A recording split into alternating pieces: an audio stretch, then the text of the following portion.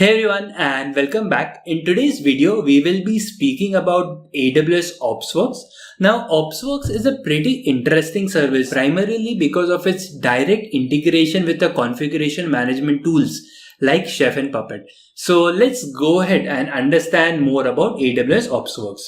So AWS OpsWorks is basically a configuration management service that provides managed instances of both Chef and Puppet.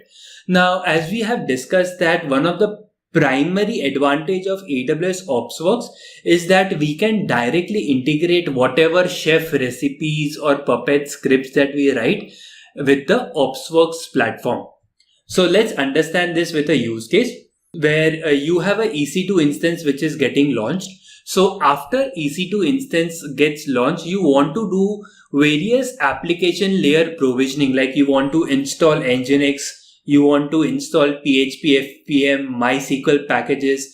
Along with that, you need to have a custom SSH configuration. After that, you want to restart to the SSH server. Now, many of you might assume that, alright, you also have a user data in EC2, which can allow us to do precisely this. But user data is definitely good, but it does come with a limitation. Like when you are doing some complex task, like maybe server hardening, then user data is something that might not prove to be useful. So I'll give you an example because we used to do entire server hardening with OpsWorks in one of the organizations that I used to work with. So how it worked was any new EC2 instance that used to get launched, automatically we had the Chef recipe which did lot of hardening related to the Linux instance, and as soon as the server launched, the hardening Chef recipes gets applied into the EC2 instance and it gets restarted. So it was like 100 page of hardening recipe. So writing that 100 pages of recipes is not really idle with user data scripts. So this is the reason why OpsWorks proved to be a great platform in such use cases. Now, when you are learning OpsWorks, there are two important concepts that we have to understand. One is the stack and second is the layer. So if you know about Elastic Beanstalk, the concept is little bit similar, where you have a OpsWorks stack, and even in CloudFormation, you have a CloudFormation stack, and within stack, you can have multiple template based resources. And same goes with OpsWorks, where you have a stack and within stack, you have multiple layers. So you have a Elastic Load Balancer layer, you have a PHP application server layer, you have a database layer. And on each of these layers that you define, you can do various level of Chef provisioning or various customization. So you need to understand what is stacks and you need to understand what are layers. So these are two primary concepts to understand.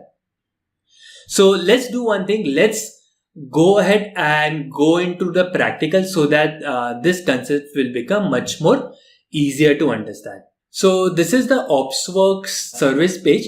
Now we have already discussed that OpsWorks supports both Chef as well as Puppet. So we'll look into what exactly it looks like. So the first thing that we need to do is we have to create a stack. So this is the first part. So what I'll do, I'll click on add your first stack. And there are various stacks that you can use. Maybe you can use a Chef 11 base, you can have a Chef 12 base. However, for our example, we will be using a sample stack to look into how exactly it would look like. So I'll select sample stack and I'll click on create stack.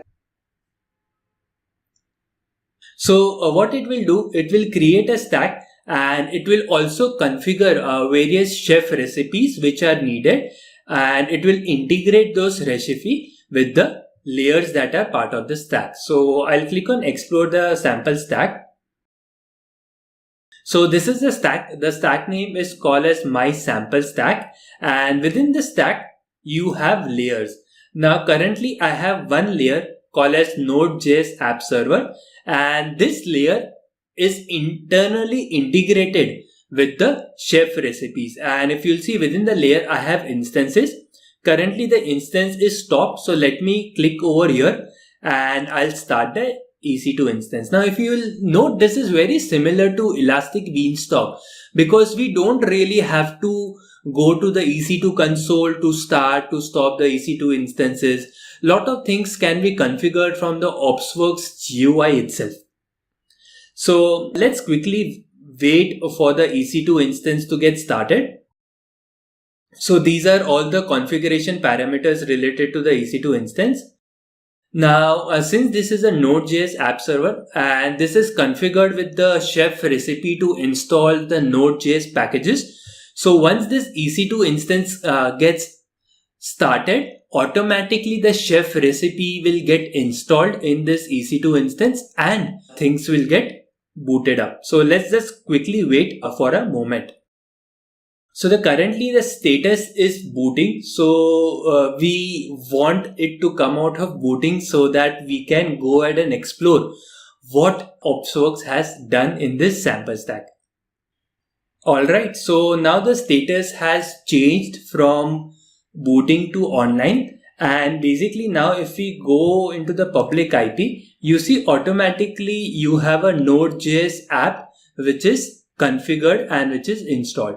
So this Node.js app is not installed through user data, it is actually installed through chef recipe. So in order to understand more about that, let me click on this specific layer. So this is the Node.js app server layer, and within this layer there are a lot of configuration like Elastic Beanstalk, very similar to Elastic Beanstalk. Now one of the difference is this recipe page.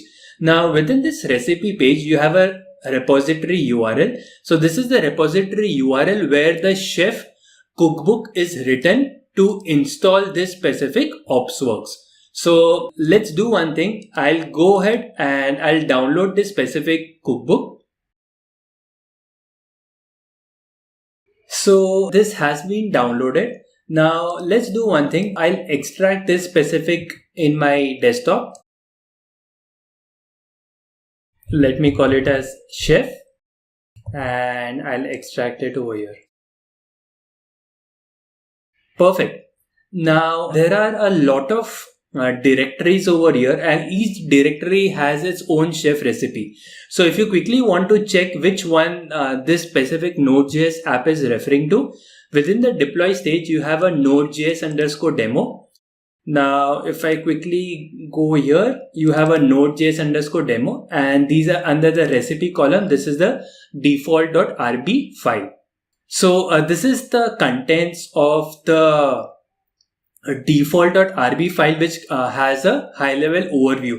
So generally, depending upon what exactly you need to be done, you can basically upload it in S3 or you can upload it in a central location, and you can specify the repository URL.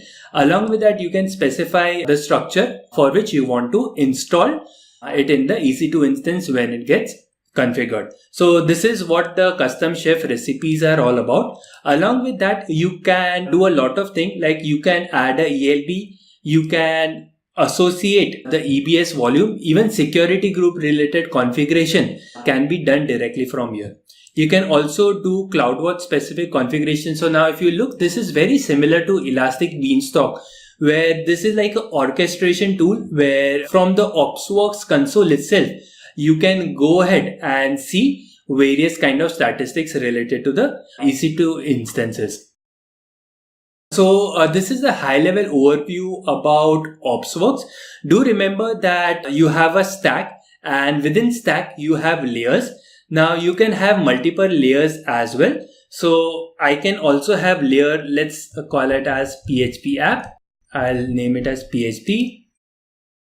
And now I have two layers. So this specific layer has a recipe which is associated with installing and configuring of Node.js application server. However, for the PHP app, I can have a different set of recipe which can be associated with installing and configuring PHP related configuration. So this is what the stacks and layers are all about, and this is the overview of the things that are needed for us to understand the things which OpsWorks does.